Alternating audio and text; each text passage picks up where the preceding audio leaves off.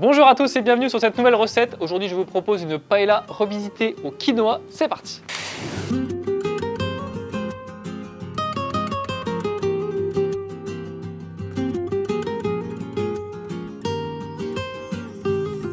Première étape, je vais d'abord mariner mon poulet avec de l'ail haché.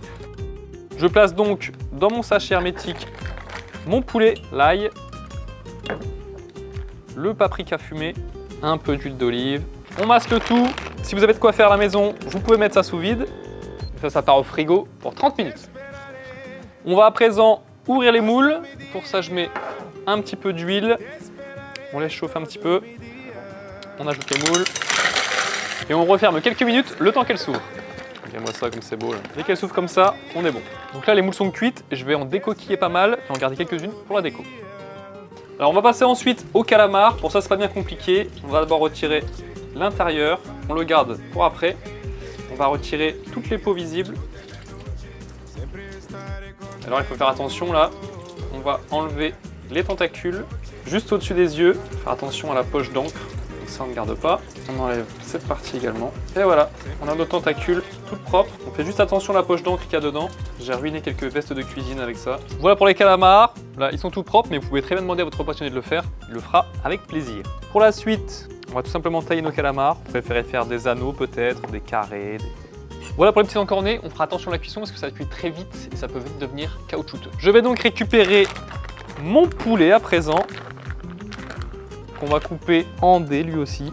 Alors là aussi ça cuit vite, hein. Fera attention au temps de cuisson pour le poulet. Ça aurait pu cuire plus longtemps si on avait pris une partie un peu moins noble. On va maintenant pouvoir faire saisir notre poulet et le calamar. Pour ça, un peu d'huile d'olive bien sûr. On laisse chauffer gentiment et on rajoute le poulet,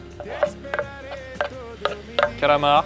Et on saisit l'ensemble gentiment. On n'oublie pas un tour de sel, un tour de poivre, bien entendu. Alors voilà, maintenant c'est saisi, je vais les débarrasser. Ça va durer 2 minutes. Hein. On va pouvoir tout enlever, les réserver et passer aux gambas. On remet un peu d'huile d'olive. Hop. On va maintenant saisir les gambas. Donc voilà, on les a saisis recto verso. Et alors là, pour le flambage, on va rajouter un alcool de votre choix, tequila, rhum ou autre. Voilà. Ça restera dans la poêle. Voilà pour les gambas. On va également les réserver. Je vais à présent préparer mes légumes. C'est-à-dire que je vais ciseler mon oignon. On va également préparer les poivrons. On enlève la peau car elle est indigeste, on n'oublie pas.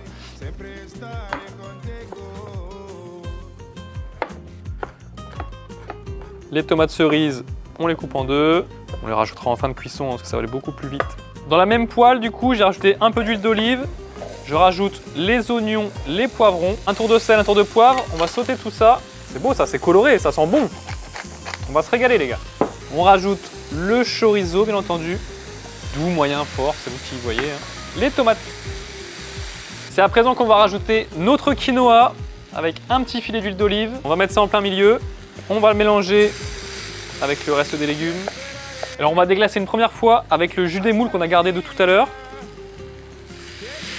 Et ensuite on va mouiller au bouillon.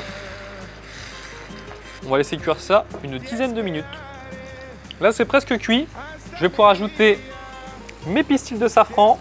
Voilà, ça va parfumer, ça va donner la saveur qu'on connaît de la paella, son odeur caractéristique.